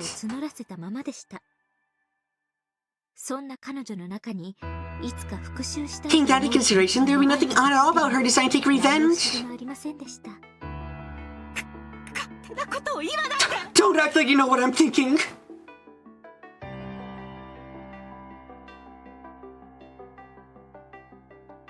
Each time Erika read from Nachi's diaries, she always never went on Nachi's emotions during those pitiful days. Nachi had written them down to record them for posterity. They were going to write those memories and seal them away. That's why, after writing down her feelings during those painful days, she had locked them up and sealed them away for eternity. However, Erika claimed that these were Nachi's true, hidden feelings, that had been locked away and concealed. Since it had already been concluded that Nachi was a murderer, everyone accepted Erika's claims. By this point, the red truth wasn't necessary to establish Nachi's motive. As long as the reason seemed plausible, everyone would believe it.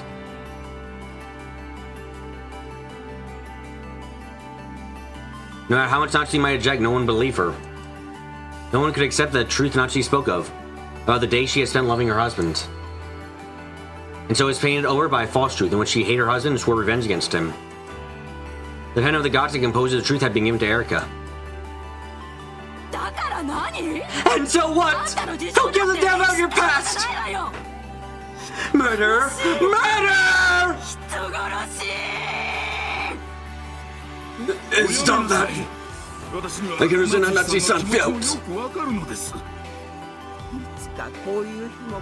I always thought the day might come eventually. Poor thing, poor thing.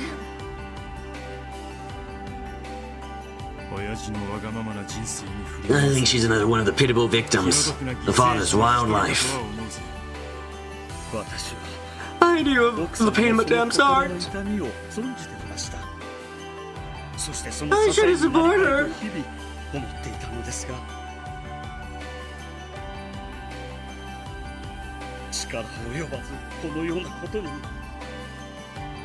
But I failed, and look what happened.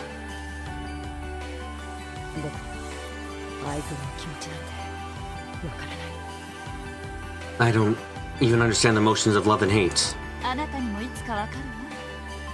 You will someday. They give you a reason to live.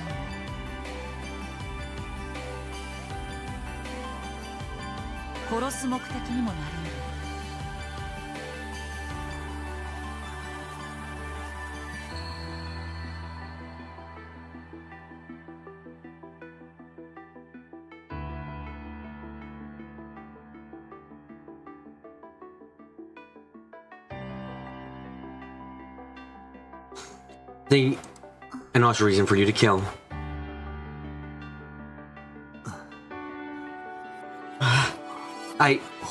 Is Natsui really the culprit?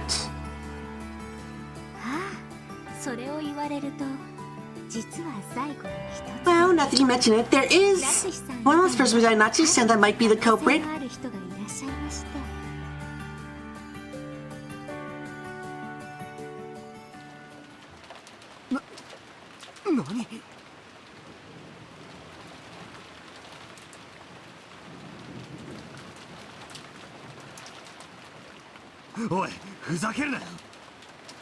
What? Hey, are you serious? Why the hell didn't you say something that bored sooner?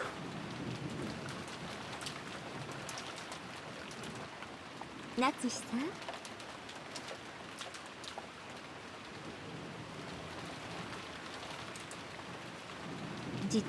The truth is, there's one person besides you for whom the crime was still possible. Since your son claimed that you aren't the culprit,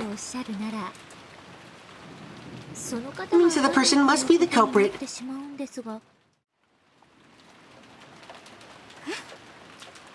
Huh? Who is it? Who? Ishinomiya? Kinzo-san.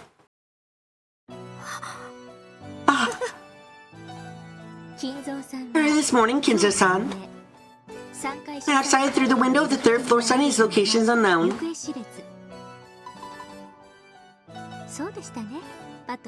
Is that right, Butler-san?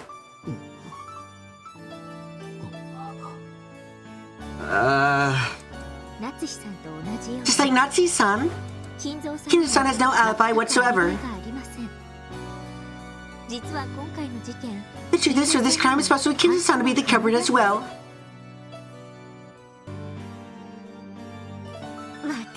I assumed that never existed in the first place.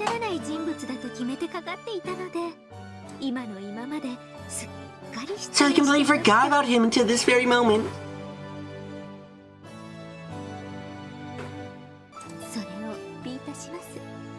Allow me to apologize. She didn't look shy or apologetic in the slightest.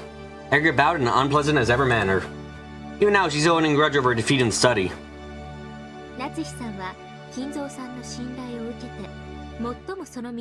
Natsuki-san, you gained Kinzo-san's trust in another person you served closest to him, isn't that right? In that case, I think you understand better than anyone else. In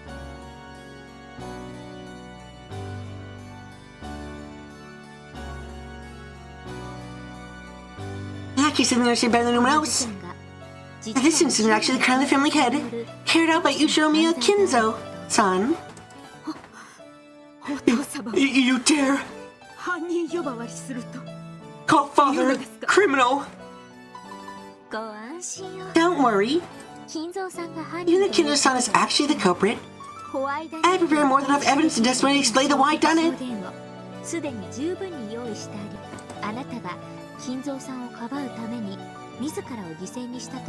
Even if you were to say, for example, that you were putting yourself on the line to cover Kinzo's crime, I'm more than capable of carrying forward such a plot.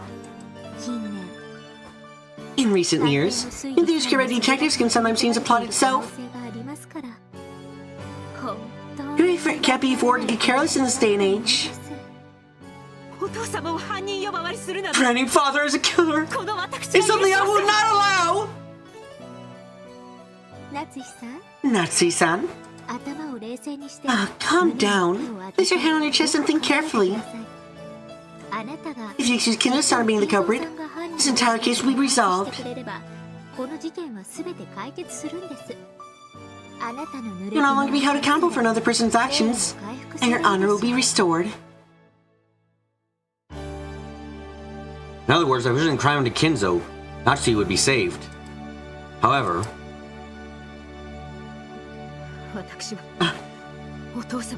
I have been entrusted with the honor of the Ushiromiya family by father. Do you really think that would defy our father's honor, the Ushiromiya family honor, just to clear away the false accusations made against me? Of course, Natsuki knew that she wasn't the culprit, and she also knew that Kinzo wasn't. So being framed herself and pushing... Are you sure? As I've already quite established thoroughly, alibis have been proven for everyone except you. If you do not accuse Kinzo-san, then it really will be clear that you are the culprit. And that will become the truth. If labeling me as a culprit is what you call truth, then you can do as you please. I'm sure that God knows I am innocent. And one day he will prove it. If it came to a choice between her or Kinzo being framed for these crimes, Natsuki would sacrifice herself. Perhaps. So Kinzo must be needed to be around to move the bodies. Perhaps that was her way of protecting the Ushiromiya family honor. Aunt Natsuki. And I even gave you the chance.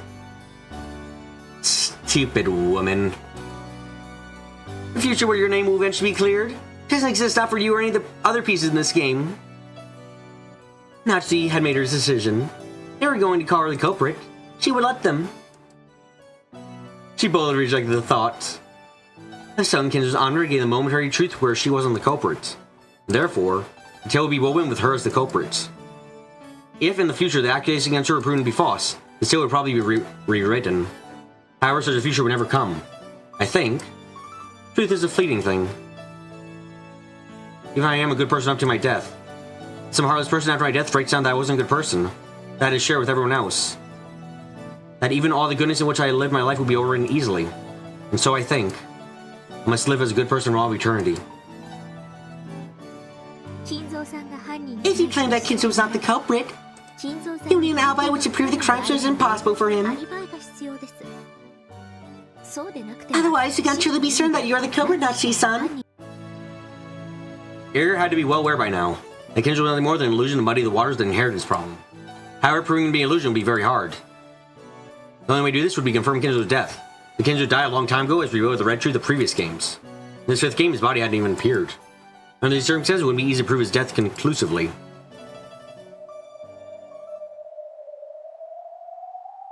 If Kinzo's death could be confirmed, it would practically erase that defeat in the study.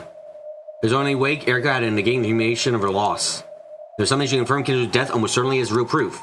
That was the confession of the culprit. She would have Natsuki herself admit that Kinzo no longer exists in the world. That way it would be acknowledged that Erica's reasoning in the study was correct. That loss would be paid over and would be rewritten as Erica's victory.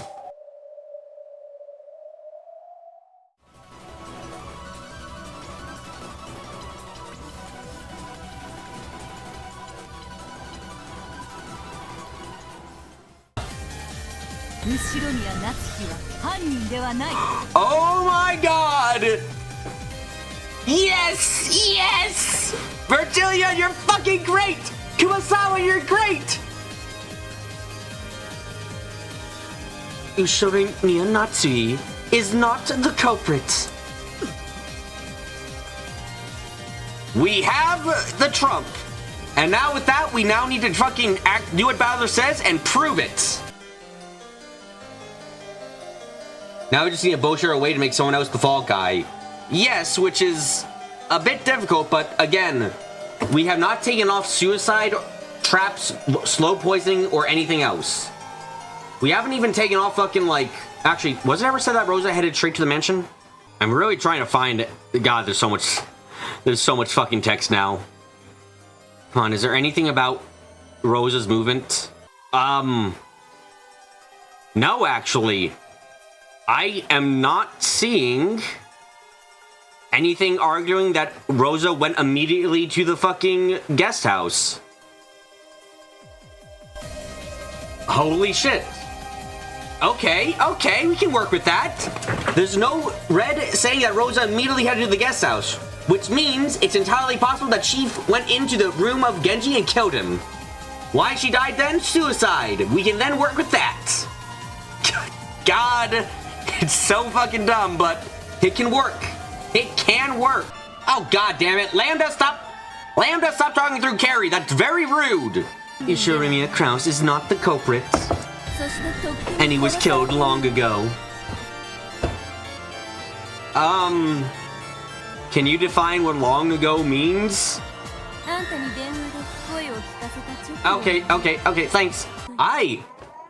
You remember that question you asked me originally, Carrie, about how annoyed I am?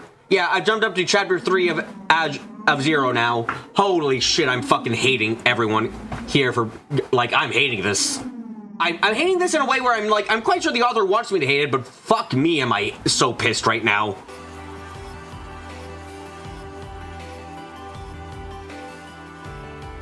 That chatter was interesting. It was.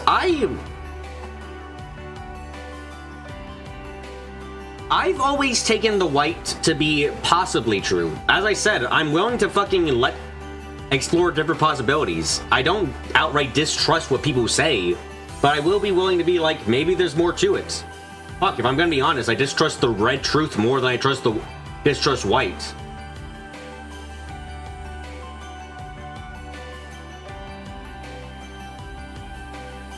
Like, red truth is the most manipulative truth of all, frankly. It's the one where people can fuck around, where people can most of the time just slam things in and say, oh, no, it's this case, or workarounds.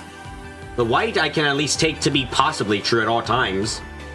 I can take the white to be either true or not true, and I can just kind of evaluate from there.